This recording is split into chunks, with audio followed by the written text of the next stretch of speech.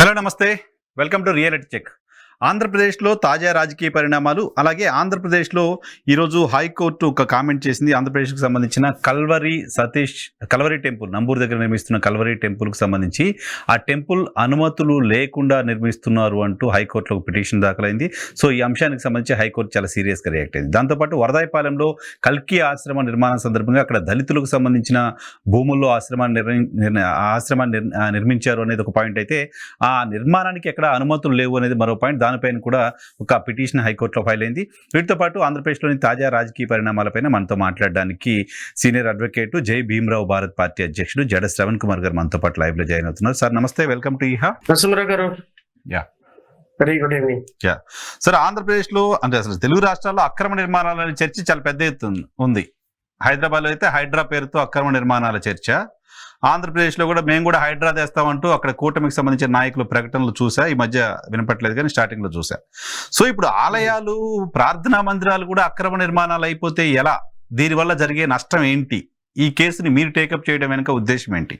Unfortunate situation ఏంటి అంటే, మా ముఖ్యమంత్రి గారు ఉంటున్నదే అక్రమ కట్టడం. అంటే ఆయన నాది కాదని చెప్తున్నారు కాదు, రెంట్కి తీసుకున్నా నాది కాదు. నాది కాదని చెప్పినా ఉంటున్న కట్టడం అక్రమ కట్టడమే కదా. దాన్ని కాదనిలే.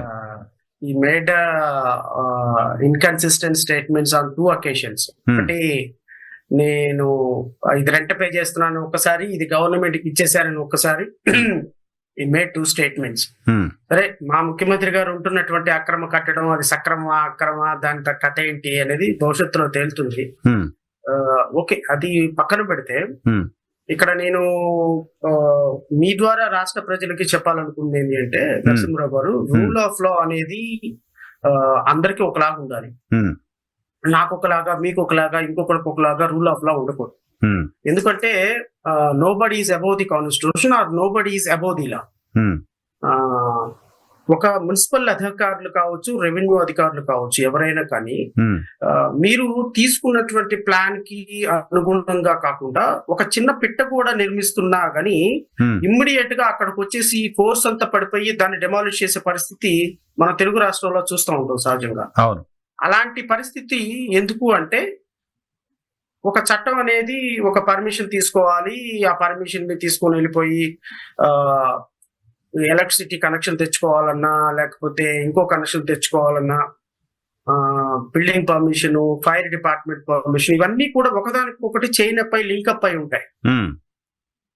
ఇలాంటి పర్మిషన్స్ అన్ని ఎందుకు చెప్తారు అంటే, in order to see that safety measure shall be maintained by a owner. ఎందుకంటే మీరు ఒక పర్టికులర్ ప్లేస్ లో నివసిస్తున్నారు అంటే మీరు ఒక్కళ్ళే కాదు ఉండేది, మీ నైబర్స్ సేఫ్ గా ఉంచాల్సిన బాధ్యత కూడా మీ మీద ఉంటుంది. అందుకనే చట్టాలు. నేనేమంటాను, ఈ తెలుగు రాష్ట్రాల్లో హైదరాబాద్ లో ఈ మధ్య కాలంలో హైడ్రా అని సృష్టించినటువంటి ఒక వాతావరణం మనం విట్నెస్ చేసాం. బహుశా హిస్టరీ నెవర్ విట్నెస్డ్ ఆ విధమైనటువంటి ఒక అధికారుల యొక్క ప్రాంప్ట్ యాక్షన్. చెరువుల్ని, నల్లాల్ని మొత్తాన్ని కబ్జా చేసేసి ఇష్టం వచ్చినట్టు బిల్డింగ్లు కట్టడం, ఇది ఒక పద్ధతి. ఇంకో పద్ధతి ఏంటి అంటే, బిల్డింగ్ పర్మిషన్స్ లేకుండా అధికారుల్ని, ఎమ్మెల్యేలని, మినిస్టర్లని మేనేజ్ చేసి 100 కోట్లతోటి బిల్డింగ్లు కట్టినటువంటి హోటల్స్ కావచ్చు, అపార్ట్మెంట్స్ కావచ్చు, చర్చెస్ కావచ్చు, మసీదులు కావచ్చు, లేకపోతే టెంపుల్స్ కావచ్చు, ఏదేమైనా వీళ్ళందరూ కూడా ప్రభుత్వం నిర్దేశించినటువంటి అనుమతులు తీసుకొని ఏదైనా సరే కట్టాలి. అది లా మ్యాండేట్ అనేది. కానీ అన్ఫార్చునేట్ సిచ్యువేషన్ ఏంటి అంటే, నేను మంత్రి గారికి బంధువును కాబట్టి నాకు బిల్డింగ్ పర్మిషన్ అవసరం లేదు, నాకు పంచాయతీ కార్యదర్శి నాకు ఒక 10,000 రూపాయలు లంచం ఇచ్చాను కాబట్టి నాకు బిల్డింగ్ పర్మిషన్ అవసరం లేదు, నేను ఒక 1 కోటి రూపాయలు వరద సహాయం ముఖ్యమంత్రి నిధికి ఇచ్చాను కాబట్టి నాకు బిల్డింగ్ పర్మిషన్ అవసరం లేదు, లేకపోతే నా పుట్టినరోజులకి ముఖ్యమంత్రిని నేను ఆహ్వానించి ముఖ్యమంత్రి ముందు అద్భుతంగా నేను ఆయన పొగుడుతున్నాను కాబట్టి నాకు బిల్డింగ్ పర్మిషన్ అవసరం లేదు. ఈ విధంగా దాని తమ చుట్టంగా మార్చుకున్నటువంటి అధికారుల చుట్టంగా మార్చుకున్నటువంటి రాజకీయ నాయకులు అనండి, బిజినెస్ మ్యాన్లు అనండి, లేకపోతే బిగ్ విక్స్ అనండి, పొలిటికల్ బిగ్ విక్స్ అనండి, వీళ్ళందరికీ ఒక లెసన్ చెప్పాల్సినటువంటి సమయం అయితే ఆసన్నమైంది నరసింహరావు. ఎందుకు అంటే, ఇప్పుడు సామాన్యుడికి ఒక చట్టము, డబ్బున్న వాడికి ఒక చట్టం అనేది అది ఒక రోజుకి ఖచ్చితంగా అది ఆ ప్రిన్సిపల్ మారాల్సిన పరిస్థితి ఉంది. మారాలి. ఇప్పుడు ఆంధ్రప్రదేశ్ రాష్ట్రంలో ఎందుకు నేను ఈ మాట చెప్పాలనుకుంటున్నానంటే, ఈ రోజు ఒక కల్వరి టెంపుల్ అనేది ఒక ప్రతిష్టాత్మకంగా కట్టినటువంటి ఒక పెద్ద రిలీజియస్ ప్లేస్. అది సతీష్ కుమార్ గారు దానికి ఒక ప్రీచర్ గా లేకపోతే పాస్టర్ గా దాన్ని చాలా సొఫిస్టికేటెడ్ గా నడుపుతున్నాడు. దానికి రైట్ ఫ్రమ్ పంచాయతీ దగ్గర నుంచి కూడా జిల్లా కలెక్టర్ వరకు కూడా ఒక్క పర్మిషన్ కూడా లేదు.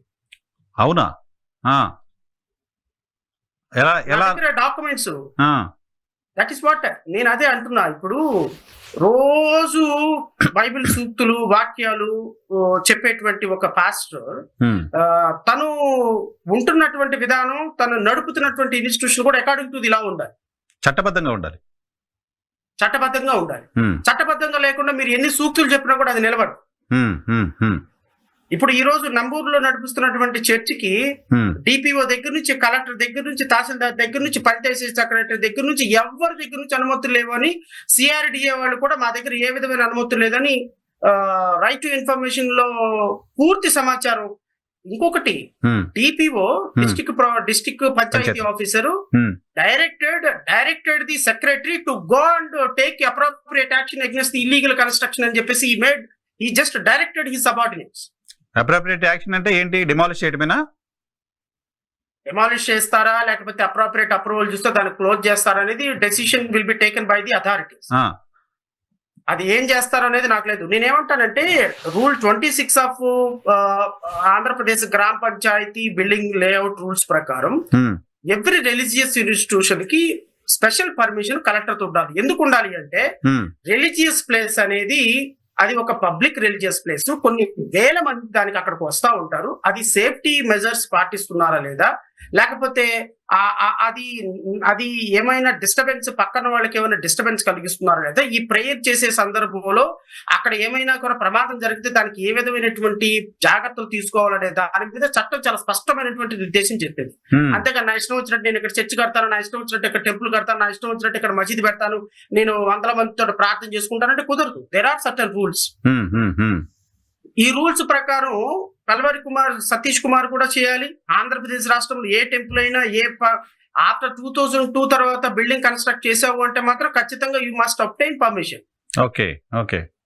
అయితే దీని కాన్సిక్వెన్సెస్ ఏం జరిగిందో కూడా మీకు చెప్తా. ఇదే రోజు ఇంకొక కేసు వచ్చింది, కల్కి టెంపుల్ అని.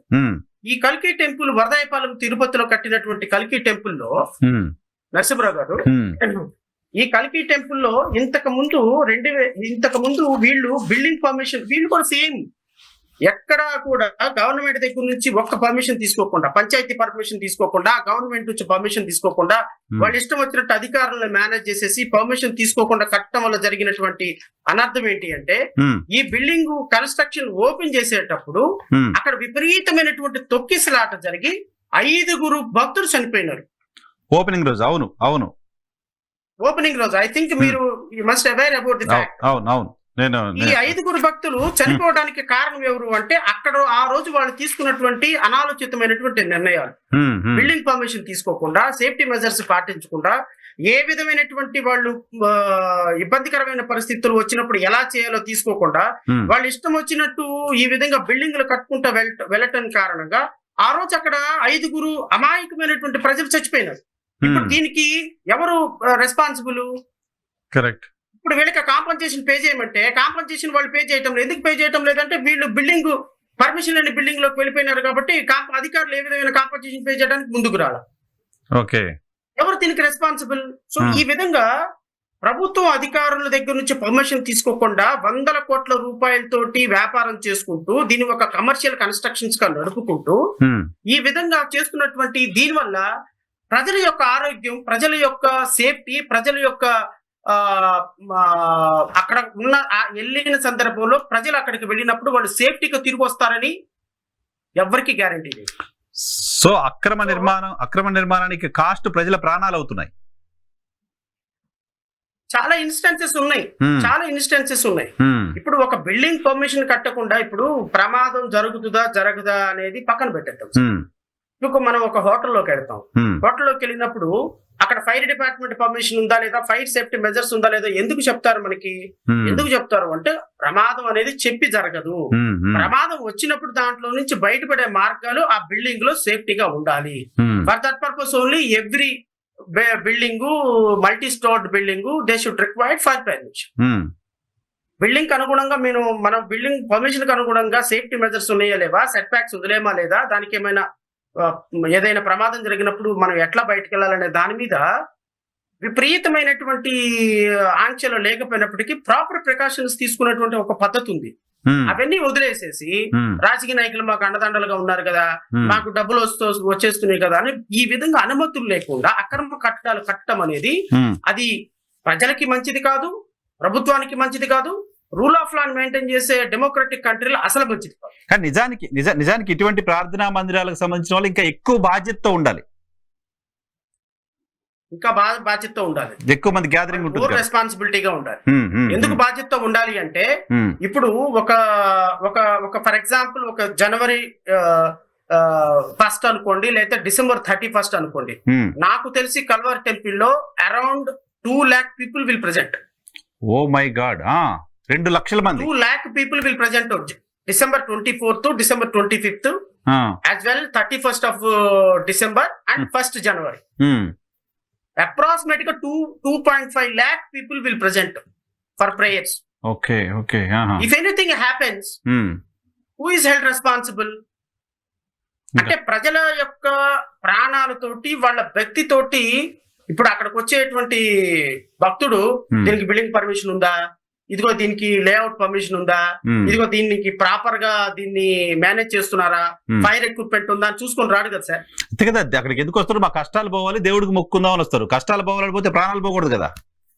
పబ్లిక్ ప్లేస్ లోకి వచ్చే భక్తుడి పరిస్థితి ఏంటి? ఇప్పుడు ఎందుకు కల్కి టెంపుల్లో 5 చచ్చిపోయినారు తొక్కిసలాట జరిగి?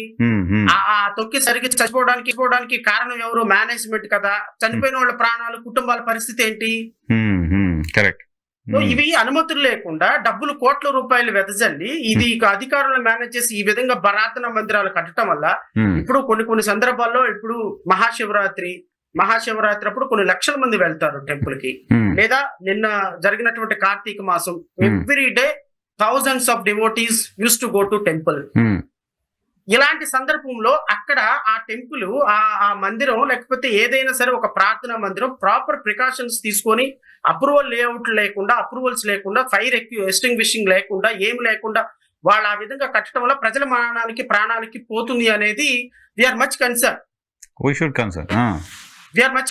ఎందుకు అంటే ఇది బిల్డింగ్ పర్మిషన్స్ లేకుండా, అప్రూవల్స్ లేకుండా, కలెక్టర్ అధికారాలు లేకుండా, ఏమి లేకుండా ఒక సామాన్యుడు ఏదైనా ఒక చిన్న బిల్డింగ్ కట్టుకుంటే పడగోసే మీరు ఇన్ని 100 కోట్ల రూపాయలతో కట్టే కట్టడాన్ని ఎందుకు కొనసాగిస్తున్నారని నేను ఆంధ్రప్రదేశ్ రాష్ట్ర ప్రభుత్వ అధికారులను అడుగుతున్నా. నా పాయింట్ ఏంటంటే శ్రవణ్ గారు, ఇప్పుడు మామూలుగా కమర్షియల్ బిల్డింగ్ ఎవరైనా కడుతున్నా, లేకపోతే మాలాంటి వాళ్ళు మీలాంటి వాళ్ళు బిల్డింగ్ కట్టుకుంటున్నా, ఆ పర్మిషన్స్ కోసం మళ్ళీ డబ్బులు కట్టాలి, పోయి డబ్బులు కట్టలేక ఇంకెవరినో మేనేజ్ చేయలేక వదిలేసి పర్మిషన్ లేకుండా కడుతుంటారు. బట్ ఇవి ట్రస్టుల పేరుతో కడుతున్నవి కదా, ఆలయాలైనా ఇక్కడ కల్వరి టెంపుల్ అయినా ట్రస్టుల పేరుతో కడతారు, విపరీతంగా డొనేషన్స్ వసూలు చేస్తారు, భక్తుల దగ్గర నుంచి డబ్బులు తీసుకుంటున్నారు. వీళ్ళకేం ప్రాబ్లం అవుతుంది పర్మిషన్ తెచ్చుకోవడానికి? వెరీ గుడ్ క్వశ్చన్, చాలా మంచి ప్రశ్న అడిగారు.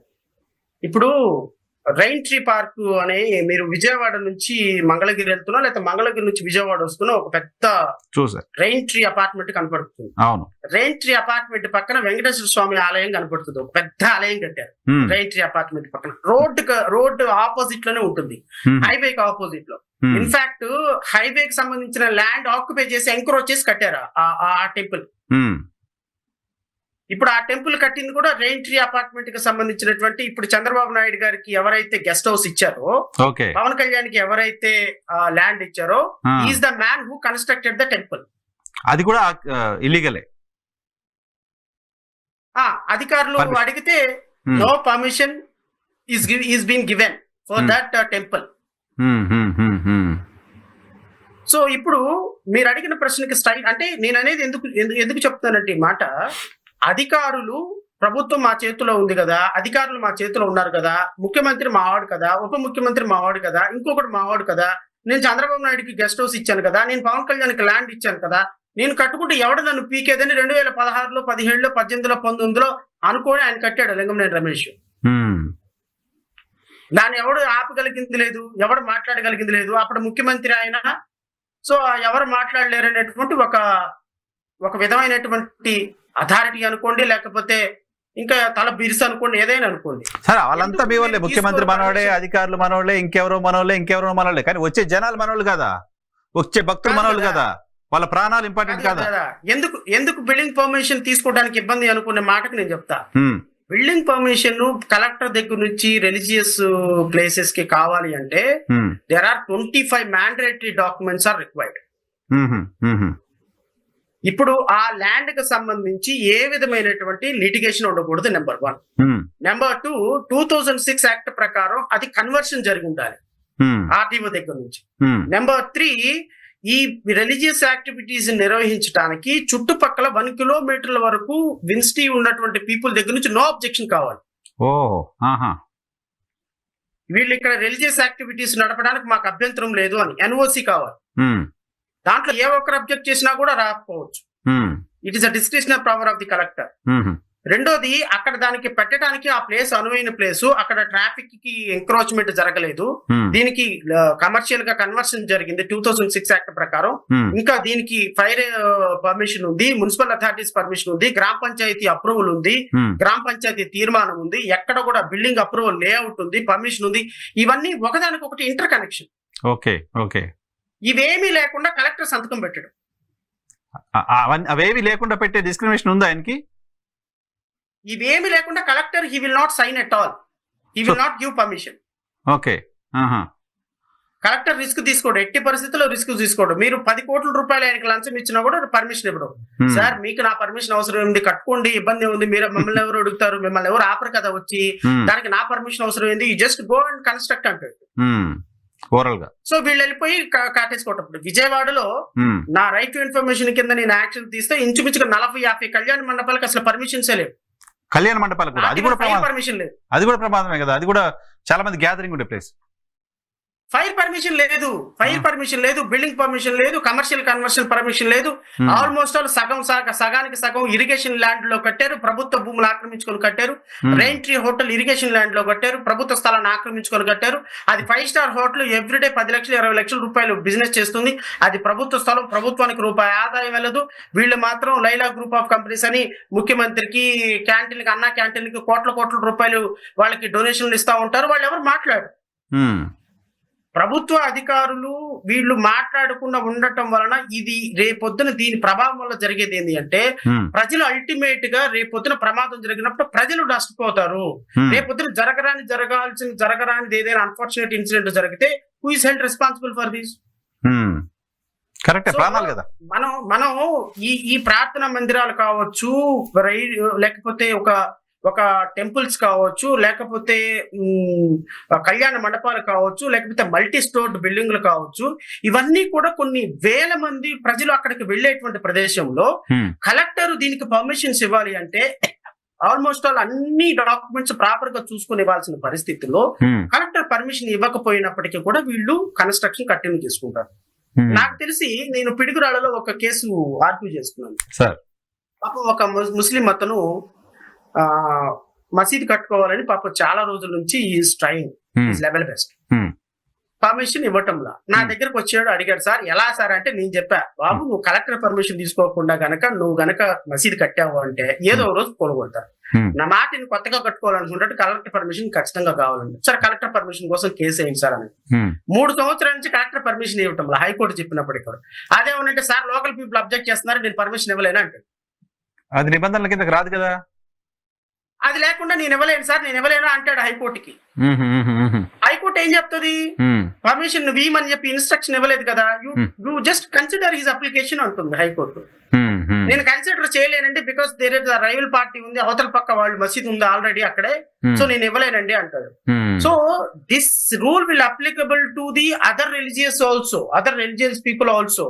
సో అలాంటి సందర్భంలో వీళ్ళు ఆ కలెక్టర్ దగ్గరికి వెళ్ళి యాడ్ తెచ్చుకుంటాంలే, కట్టేసుకుందాంలే అని కట్టేసుకోవటం, అన్ని వైలేషన్స్ తో కట్టేయటం, అన్ని ఇబ్బందికరమైన పరిస్థితుల్లో కట్టేయటం, అన్ని కూడా ప్రమాదపరమైనటువంటి పరిస్థితుల్లో కట్టేయటం, అధికారులను రాజకీయ నాయకులు మేనేజ్ చేయటం. This is what happening in AP.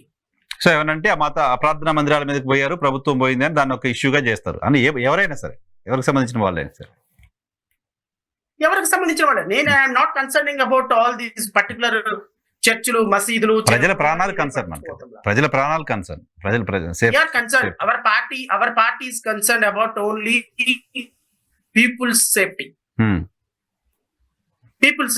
అంటే ప్రభుత్వ సంబంధించిన భూములు కబ్జా కాకూడదు. ఇప్పుడు అక్కడ కాపు కళ్యాణ మండపం అని ఒక పెద్ద కళ్యాణ మండపం కడుతున్నారు మనం వచ్చేతల్లో. ఈ కాపు కళ్యాణ మండపం ప్రభుత్వ స్థలాన్ని ఆక్రమించి 5 కోట్ల రూపాయల ప్రభుత్వ స్థలాన్ని ఆక్రమించుకొని కడుతున్నారు. దానికి local MLA bonda Uma is giving support. ఇలాంటివి ఒక 60-70 ఉన్నాయి. గత ప్రభుత్వంలో మల్లాది విష్ణు ఆక్యుపై చేసి కళ్యాణ మండపాలు కట్టాడు. తర్వాత వెల్లంపల్లి ఆక్యుపై చేసి కళ్యాణ మండపాలు కట్టాడు. ఇప్పుడు ఆయన ఒక 2 కళ్యాణ మండపాలు, ఈయన ఒక 2 కళ్యాణ మండపాలు కట్టుకున్నారు. దేనికి పర్మిషన్ లేదు.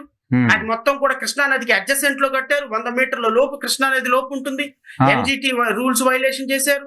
నేషనల్ గ్రీన్ ట్రిబ్యునల్ ఇచ్చిన rules violation, municipal commissioner permission లేదు.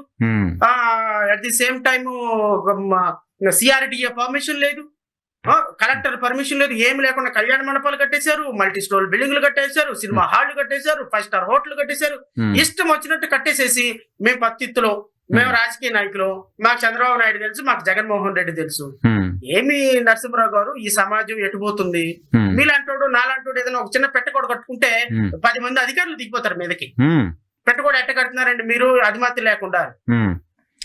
లోకల్ లీడర్ ఏదో చేయాల్సింది చేస్తే వాళ్ళకి వెళ్ళిపోతారు. ప్రాబ్లం ఇది, చాలా సీరియస్ ప్రాబ్లం. ఈ సీరియస్ ప్రాబ్లం ని వన్ షుడ్ అడ్రస్. ఇది ఎంత దూరమైనా సరే ఆంధ్రప్రదేశ్ లో అక్రమ కట్టడాలకు సంబంధించి, అక్రమంగా ప్రభుత్వ భూములు ఆక్రమించిన వాళ్ళకి సంబంధించి, అక్రమంగా మాకు ఎమ్మెల్యేలు ఉన్నారు, ఎంపీలు ఉన్నారు, మంత్రులు ఉన్నారు, ఉప ముఖ్యమంత్రులు ఆయనకున్నారు అని ఆలోచించే అక్రమార్కుల నుంచి ఖచ్చితంగా రాష్ట్రాన్ని బాగు చేయాలి, రాష్ట్రాన్ని బయటపడేయాలి అనేటువంటి ఒకే ఒక ఉద్దేశంతో మా పార్టీ పనిచేస్తుంది. డెఫినెట్ గా చాలా నోబెల్ కాజ్, చాలా నోబెల్ కాజ్ సార్, చాలా నోబెల్ కాజ్. మీరు ఫైట్ చేయాల్సిందే. నాకు ఇక్కడ ఇంకో పాయింట్ సార్, ఈ ప్రశ్న అడగొచ్చో లేదో నాకు తెలియదు. ఎవరిని కించపరచాలని అడగట్లేదు, ఎవరిని తప్పుగా చూపించాలని కాదు. ఇప్పుడు ఈ ప్రార్థనాలయాలు ఎవరైతే కట్టారో, ఇప్పుడు మీరు చెప్పిన మెన్షన్ చేసిన 1-2 ప్రార్థన, వీటిని భక్తి కోసం కాకుండా ఒక వ్యాపార కార్యాలయాలుగా, వ్యాపారం కోసం వాడుతున్నట్టుగా కూడా కనపడుతోంది. చాలా మందికి తెలుసు, ఎవరు ఒప్పుకోకపోయినా. సో ఇటువంటి వాటిపైన చర్యలు తీసుకోవడం అంటే వాటిని కూల్చేయటం మాత్రమేనా, ఫైన్ వేయటం మాత్రమేనా, వాటిని నిర్వహిస్తున్న వాళ్ళపైన క్రిమినల్ చర్యలు తీసుకోవడానికి సంబంధించిన పాసిబిలిటీస్ ఏమైనా ఉన్నాయా? సార్, యాజ్ పర్ సిఆర్డిఏ చట్టం ప్రకారం మన Andhra Pradesh, I'm concerning only about Andhra Pradesh, I'm not talking about Hyderabad and Telangana. As per CRDA act ప్రకారం సెక్షన్ 110 ప్రకారం కూడా ఏదైతే పర్మిషన్ లేకుండా కట్టారో వాళ్ళకి 3 సంవత్సరాల వరకు జైలు శిక్ష ఉంటుంది. 3 సంవత్సరాలు జైలు శిక్ష ఉంటుంది. అట్ ది సేమ్ టైం ప్రభుత్వ భూములు ఆక్రమించి కట్టినందుకు land encroachment, land grabbing act ప్రకారం 7 సంవత్సరాల వరకు జైలు శిక్ష ఉంటుంది. ప్రభుత్వ స్థలాన్ని ఆక్రమించడం, ప్రభుత్వ స్థలాలు అక్రమ కట్టడాలు కట్టడం, ప్రభుత్వ సిఆర్డిఏ నిబంధనలకు అనుగుణంగా కాకుండా అప్రూవల్ లేకుండా కట్టడం, law will follow, penal sections will follow.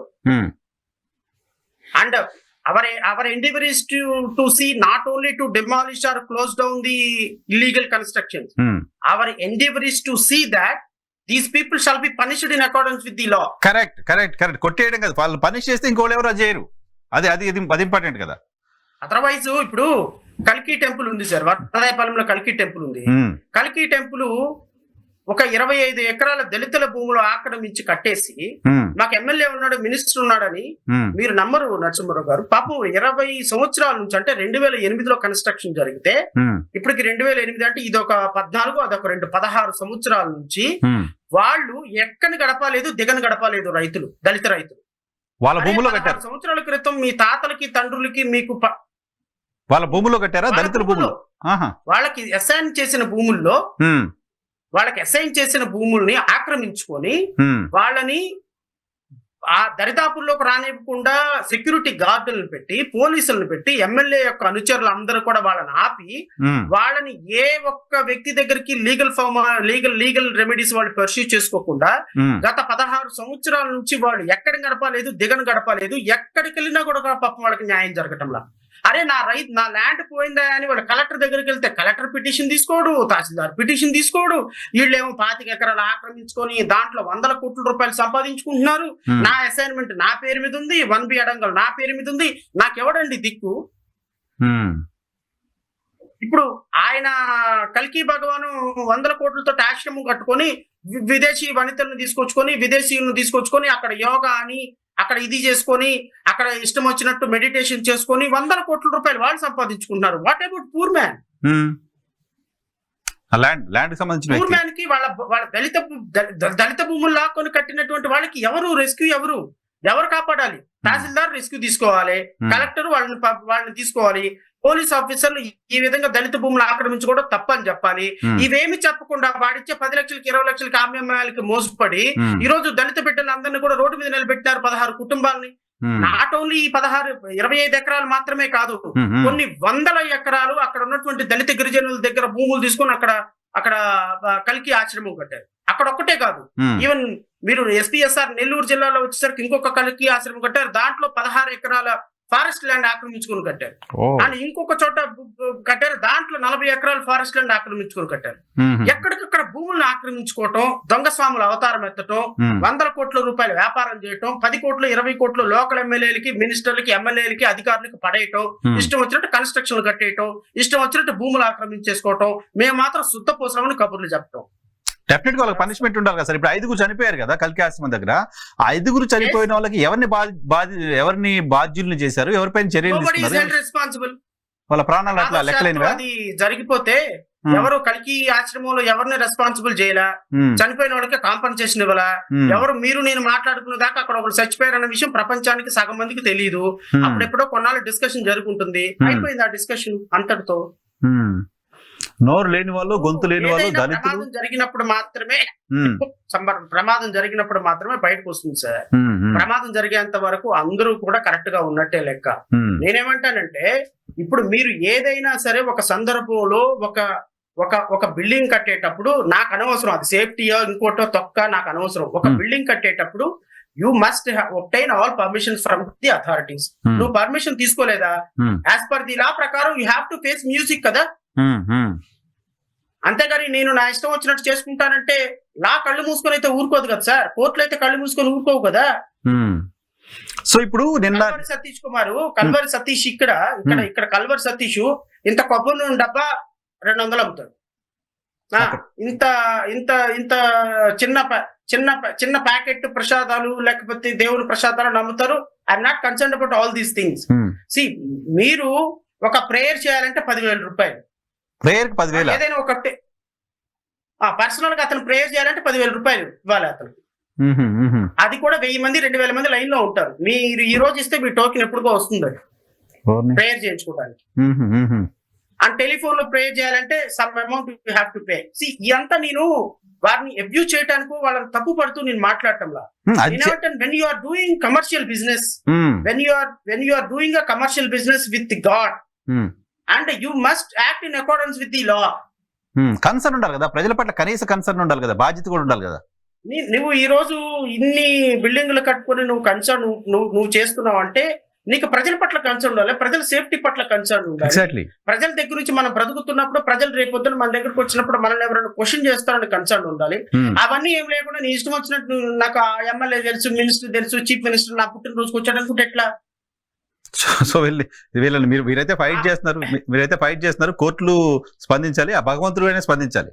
ఎందుకంటే భగవంతుడికైనా కన్సర్న్ ఉండాలి వీళ్ళ భక్తుల పట్ల, వాళ్ళ ప్రాణాల పట్ల. నేను నరసింహరావు గారు ఒకటి, ప్రజలు స్పందిస్తారో లేదో నాకు తెలియదు. సారీ, ప్రజలు స్పందిస్తారో లేదో నాకు తెలీదు, సమాజం స్పందిస్తుందో లేదో నాకు తెలీదు. మా party Jai Bhimrao Bharat Party is a registered political party. We have a concern towards the society. సొసైటీలో డబ్బులు ఉన్న వాళ్ళు, కోటీశ్వర్లు, మా దగ్గర ఎమ్మెల్యేలు ఉన్నారు, ఎంపీలు ఉన్న వాళ్ళు అనుకున్న వాళ్ళు లా అనేది కూడా ఒకటి ఉందని గుర్తు చేసుకోవాలి. లా ప్రకారం ఒకళ్ళు ఫైట్ చేస్తారని గుర్తు చేసుకోవాలి. వాళ్ళు లా ప్రకారం మనం లా క్లచెస్ లో ఉన్నాము, అందరికి సమాన చట్టం అని గుర్తు చేసుకోవాలి. ఇలాంటి సమాన చట్టం కోసం మా పార్టీ ఫైట్ చేయాలి, నేను ఫైట్ చేయాలి, మీలాంటి మిత్రులు ఒక మీడియాగా దానికి సపోర్ట్ చేయాలి. తప్పకుండా ఇది ఫర్ బెటర్ సొసైటీ కోసం మనం చేస్తున్నటువంటి అంశాలు. తప్పకుండా ప్రజల ప్రాణాలు కదా అల్టిమేట్ గా మనం చేస్తున్నటువంటి అంశాలు. ఖచ్చితంగా మీడియా అంతా కూడా ఇప్పుడు నేనేమి మసిగుడ్డ కాల్చి మొఖాలు వేయటంలా, ఈ రోజు నేను కల్కి ఆశ్రమం గురించి, కల్వరి టెంపుల్ గురించి వేస్తే కలెక్టర్ దగ్గర నుంచి, ఆర్డీఓ దగ్గర నుంచి, పంచాయతీ సెక్రటరీ దగ్గర నుంచి, తహసీల్దార్ దగ్గర నుంచి, సిఆర్డిఏ కమిషనర్ దగ్గర నుంచి మేము ఏ విధమైన పర్మిషన్ ఇవ్వలేదు, ఇవి అక్రమ కట్టడాలు, ఇవి కూల్చేయమని మేము కూడా నోటీసులు ఇచ్చామని చెప్పి నాకు రైట్ టు ఇన్ఫర్మేషన్ కింద ఇచ్చిన తర్వాత నేను అవన్నీ తీసుకుని హైకోర్టులో వేసి నేను ఫైట్ చేసుకున్నాను. సో ఇవన్నీ కూడా ప్రజల తరపున, ప్రజల కోసం, ప్రజల భద్రత కోసం చేసేటువంటి పనులే కానీ దీంట్లో మతాన్నో కులాన్నో చూసారు అనుకోండి ఇంకా నేను చేయగలిగింది ఏమి లేదు. ప్రాణాలు కదా, ప్రాణం మళ్ళీ తేలేం కదా, రిప్లేస్ చేయలేం. పొలిటికల్ పార్టీగా మాకు సమాజం పట్ల బాధ్యత ఉంది. ఈ బాధ్యతను ఖచ్చితంగా మేము లీగల్ ఫ్రేమ్ వర్క్ లో ఫిట్ చేయాలి. లీగల్ ఫ్రేమ్ వర్క్ లో ఫిట్ చేయాలి అంటే ఖచ్చితంగా మేము ప్రజల తరపున న్యాయస్థానాల్లోనే కదా ఫైట్ చేయాల్సింది. అంతేగా, అది డెఫినెట్ గా ఫైట్ చేయండి సార్, ఫైట్ చేయాల్సిందే, ఫైటింగ్ జరగాల్సిందే. సో మిమ్మల్ని నేను కూర్చోబెట్టి పాలిటిక్స్, లేటెస్ట్ ఇష్యూస్ కూడా మాట్లాడకపోతే వ్యూవర్స్ కూడా వెయిట్ చేస్తుంటారు కదా మీ దగ్గర నుంచి లేటెస్ట్ ఇష్యూస్. పవన్ కళ్యాణ్ గారు ట్వీట్ చూసే కొద్దిసేపు క్రితం మీరు రిపీటెడ్ గా ఆయన అడుగుతున్నారు, ప్రశ్నిస్తున్నారు 30,000 మంది మహిళల మిస్సింగ్ ఏంటి అని.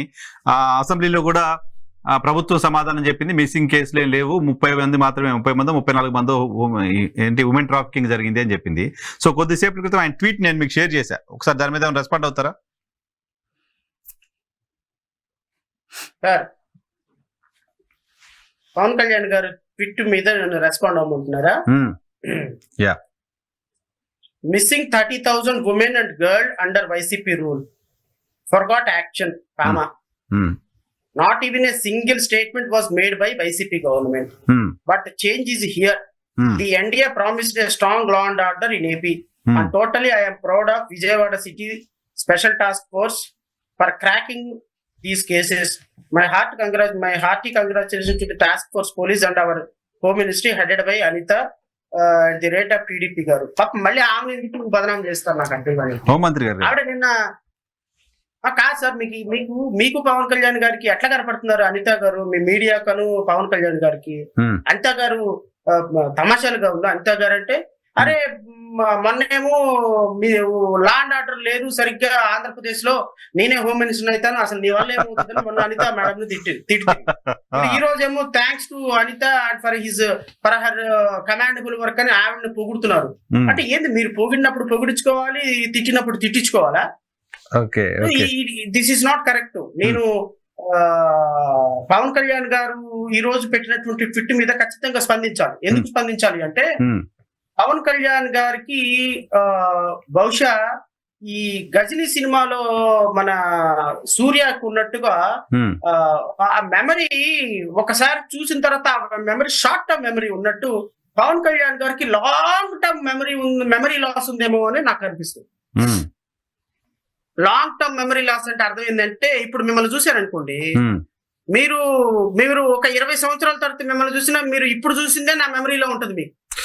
ఒక 20 సంవత్సరాల తర్వాత నరసింహరావు గారు ముసలోళ్ళు అయిపోయినారు, నరసింహరావు గారు జుట్టు నడిచిపోయింది, నాకేం కనిపించదు. సో నేను మా నరసింహరావు గారు అందంగా కనపడుతున్న ఈ ఫోటోని నా మనసులో ఫిక్స్ అయిపోయింది. ఇంకా నాకు ఆ తర్వాత మెమరీ ఏం గుర్తుండదు, మెమరీ అంతా పోయింది. ఆ విధమైనటువంటి ఏమైనా డిసీజ్ తో ఆయన ఉన్నారేమో నాకు అర్థం కావటం నెంబర్ 1. నెంబర్ 2, గౌరవ్ పవన్ కళ్యాణ్ గారు, సారీ నేను పవన్ కళ్యాణ్ కూడా మాట్లాడదలుచుకోలేదు, ఎందుకంటే he is only deputy chief minister. నేను I don't want to name, ఎందుకంటే అన్నెసరిగా నేమ్ మెన్షన్ చేసి మనం మాట్లాడటం అనదు. ఆనరబుల్ డిప్యూటీ చీఫ్ మినిస్టర్ గారు ఈ రోజు మాట్లాడినటువంటి 30,000 మంది అమ్మాయిలు మిస్ అయినారు, గవర్నమెంట్ యాక్షన్ లేదు అని చెప్పింది. నేనేమంటానంటే ఈయనకి ఈ లాంగ్ టర్మ్ మెమరీ లాస్ వల్ల అప్పుడెప్పుడో ప్రతిపక్షంలో ఉన్నప్పుడు ఆయన ఒక సభలో మాట్లాడిన అంశం మాత్రమే గుర్తుండిపోయి బహుశా అక్కడి నుంచి he didn't travel for some time.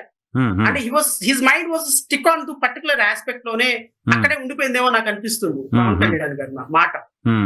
30,000 మంది మిస్ అయ్యారు అనే మాట పదే పదే deputy chief minister and the minister for IT education వీళ్ళ ఇద్దరు పదే పదే ఇదే మాట మాట్లాడుతున్నారంటే ఒకటి వాళ్ళైనా పిచ్చోళ్ళు అయి ఉండాలి నెంబర్ 1, లేదా ఆంధ్రప్రదేశ్ రాష్ట్ర ప్రజలు పిచ్చోళ్ళైనా అయి ఉండాలి నెంబర్ 2.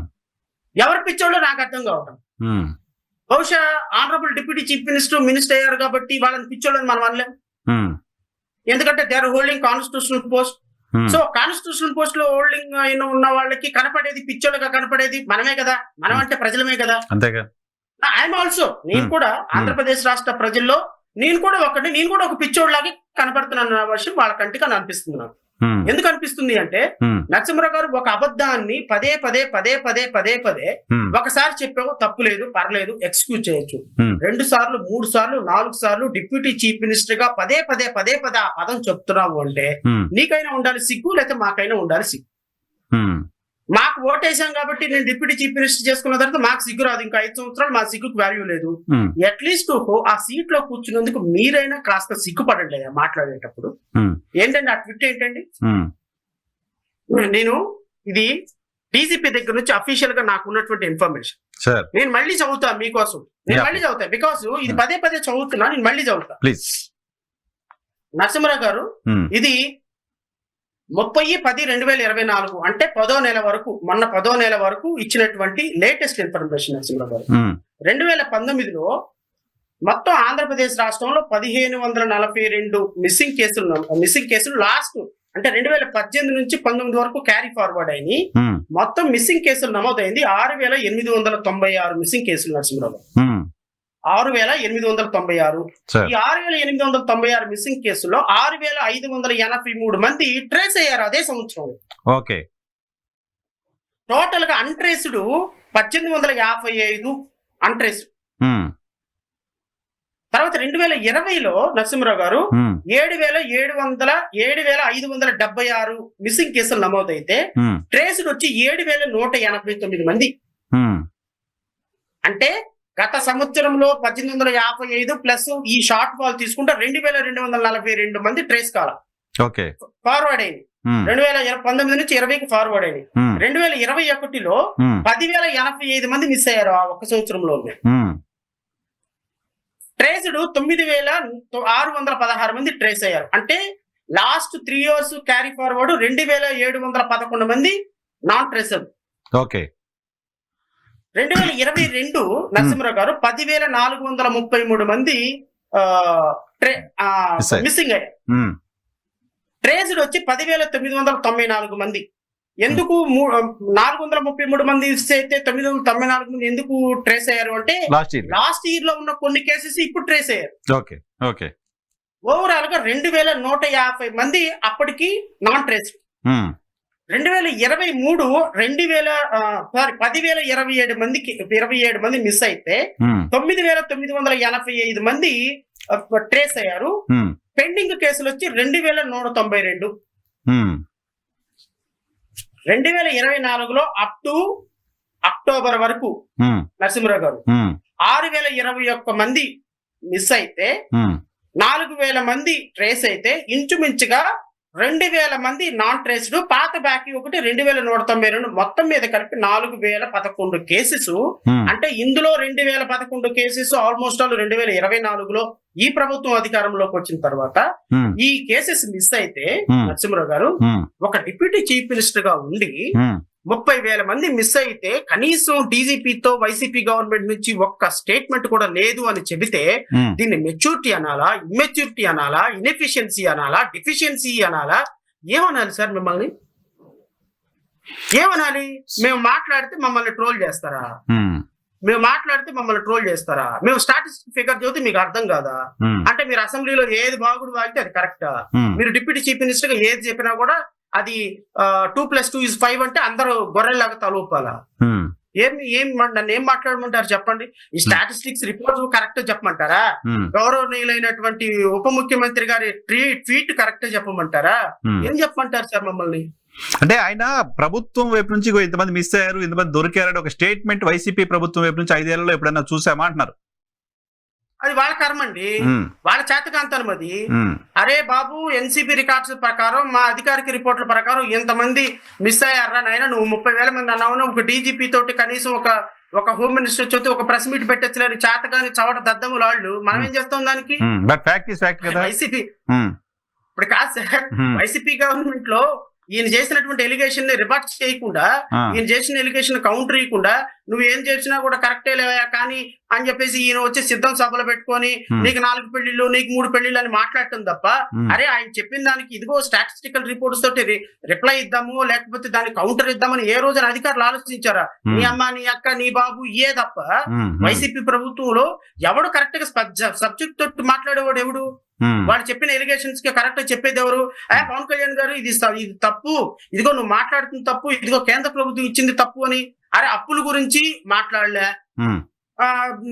స్టాటిస్టికల్ రిపోర్ట్స్ అమ్మాయిల మిస్సింగ్ గురించి మాట్లాడలా.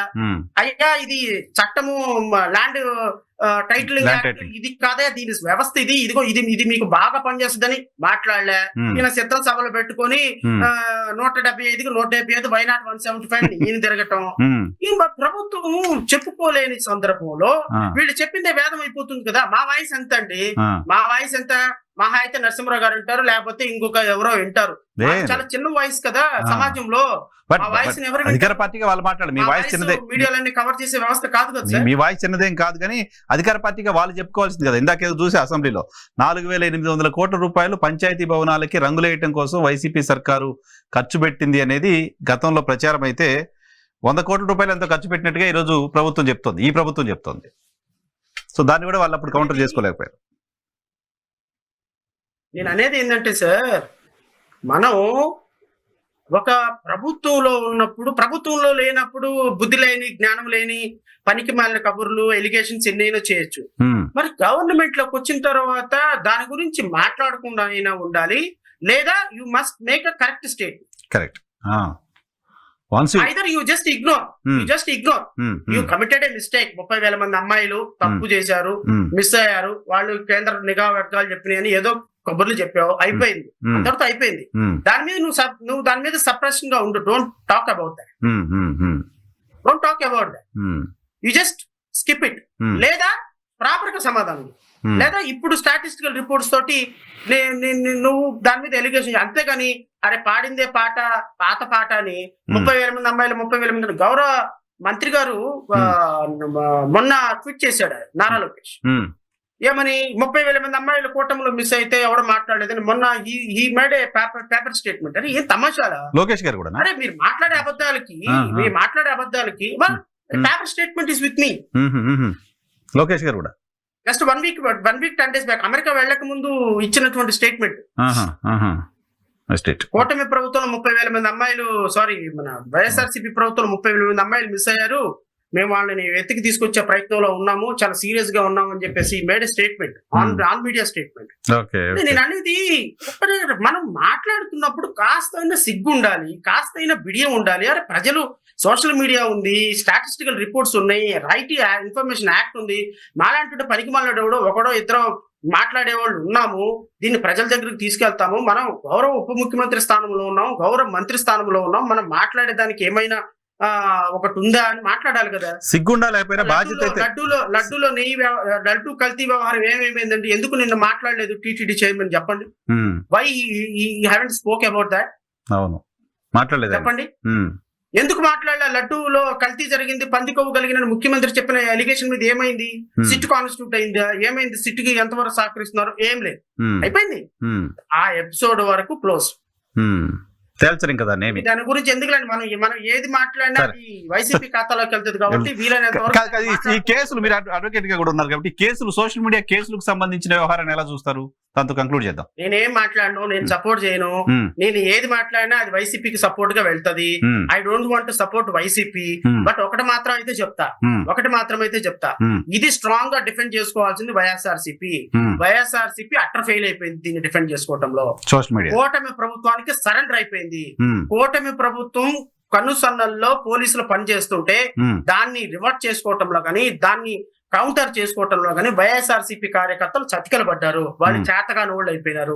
ఇంక్లూడింగ్ జగన్మోహన్ రెడ్డి కూడా దీన్ని ఎదుర్కొనే ధైర్యం, దమ్ము, సాహసం చేయలేకపోతున్నాడు. But one thing I should tell, కూటమి ప్రభుత్వం ఈ రోజు చేస్తున్న ప్రతి అరెస్ట్ కి ఒక రోజు ప్రైస్ పే చేయాల్సి వస్తుంది. అంతేగా. ఇప్పుడు నేను జడా శ్రావణ్ కుమార్ నేను ప్రెస్ మీట్ లో మాట్లాడిన సందర్భంలో చాలా మంది అధికార ప్రతినిధులు, తెలుగుదేశం పార్టీ అధికార ప్రతినిధులు నన్ను అరెస్ట్ చేశారు అని చెప్పేసి భువనేశ్వరిని మాట్లాడిన జడా శ్రావణ్ కుమార్ ని అరెస్ట్ చేశారు అని చెప్పి, నేను అమరావతి వెళ్ళినప్పుడు అరెస్ట్ అయినటువంటి వీడియోని తీసుకొచ్చి ఇప్పుడు మ్యానిపులేట్ చేసి ఇప్పుడు పెట్టి దాని మీద ఎరా జడ్జి శ్రావణ్ కుమార్ అరెస్ట్ అయ్యవరా నువ్వు ఒకడంగా అదిగా ఇదిగా తిట్టిన అధికార ప్రతినిధులకి, తెలుగుదేశం పార్టీ అధికార ప్రతినిధులకి, తెలుగుదేశం పార్టీ సోషల్ మీడియా కార్యకర్తలను అరెస్ట్ చేయరా మీరు? నా ప్రతిష్టకి భంగం కలిగించి నేను అరెస్ట్ కాకపోయినా అరెస్ట్ అయ్యానని చెప్పి నా పాత వీడియో తీసుకొచ్చి ఈ రోజు సోషల్ మీడియాలో మొత్తం తెలుగుదేశం పార్టీ అధికారిక ప్రతినిధి చేత వీడియో మాట్లాడించినటువంటి తెలుగుదేశం పార్టీకి వాటి మీద కేసు బుక్ చేయరా? అంటే మీరు సుమోటోగా ఎవరు తీసుకుంటారు? మీరు కంప్లైంట్ ఇస్తే కదా కేసు బుక్ చేయడానికి ప్రభుత్వం, పోలీసులు సుమోటోగానే కదా ఇప్పుడు బుక్ చేస్తుందని. అయ్యి కాదు, కంప్లైంట్స్ మీడియాలో వచ్చిన వాటి కంప్లైంట్స్ అవుతున్నాయి. కంప్లైంట్ ఇచ్చిన దాని మీద మీరు కూడా కంప్లైంట్ ఇస్తే బుక్ చేస్తారు. సోషల్ మీడియాలో అయిన ట్రోలింగ్లు, సోషల్ మీడియా వాటన్నిటిని మానిటర్ చేస్తున్నారు కదా. ఇప్పుడు అధికారికంగా తెలుగుదేశం పార్టీ అధికారికంగా సోషల్ మీడియాలో, అధికారిక ఛానల్స్ లో, అధికారిక యూట్యూబర్స్ నుంచి నన్ను ట్రోల్ చేస్తున్న వాళ్ళని అరెస్ట్ చేయాలి కదా మరి. అండ్ తెలుగుదేశం పార్టీ వాళ్ళు చాలా మంది, నా దగ్గర కొన్ని వందల వీడియోలు ఉన్నాయి, తెలుగుదేశం పార్టీ వాళ్ళు అబ్యూజివ్ లాంగ్వేజ్ తో మాట్లాడి, మరి వీళ్ళందరినీ అరెస్ట్ చేయాలి కదా. ఒక పాలసీ డెసిషన్ తోటి ప్రభుత్వం వెళ్తున్నప్పుడు ఆ పాలసీ డెసిషన్ అనేది all are equal before law అన్న పద్ధతిలో వెళ్ళాలి తప్ప మేము పిక్ అండ్ చూస్ తోటి పలానా వాళ్ళని అరెస్ట్ చేస్తాము, పిక్ అండ్ చూస్ తోటి మాత్రమే మేము లోపల పెడతాము, వీళ్ళని అరెస్ట్ చేయము, వాళ్ళని అరెస్ట్ చేస్తామని చెప్పే పద్ధతి కరెక్ట్ కాదు. చూద్దాం ఎక్కడికి పోతుందో. ఎవ్రీ వన్, ఈవెన్ ఇప్పుడు ప్రొఫెసర్ నాగేశ్వర్ కూడా ఆయన కూడా 2-3 days బ్యాక్ ఏదో చాలా డిస్ప్లెజర్ ఎక్స్ప్రెస్ చేశాడు ఈ ప్రభుత్వం మీద. నన్ను చాలా మంది కామెంట్ చేస్తున్నారు. అలాంటి వాళ్ళ మీద కూడా మీ కూటమి ప్రభుత్వం చేసుకోకపోతే ఏం కాదు. ఇప్పుడు జడా శ్రావణ్ కుమార్ అనేవాడు ఇప్పుడు ఈ రోజు ఒక సాధారణమైన న్యాయవాది, ఒక చిన్న పార్టీకి ఒక అధ్యక్షుడు. నాలాంటి వాడిని మీరు అధికారిక ప్రతినిధులుగా గుర్తించిన వాడి చేత రోజు తిట్టిస్తున్నారు. మీరు ఏమవుతుంది? దీని కాన్సిక్వెన్సెస్ ఇప్పుడేం కావు. Let us wait for some time ఉంటుందిగా. అంతేగా 2027, 2028 వస్తుంది కదా. Every dog will get a day. ప్రతి కుక్కకు ఒక రోజు వస్తుంది కదా. మా టైం వస్తుంది. మీరు ఇప్పుడు అధికారిక ప్రతినిధులుగా పెట్టి తెలుగుదేశం వాళ్ళ చేత నన్ను తిట్టిస్తున్నారు కదా. ఎక్కడికి పోతారు? ఏమి సమాధానం? ప్రతి దానికి సమాధానం ఉంటుంది. ఎవ్రీ యాక్ట్ కి there will be a reciprocation, no doubt.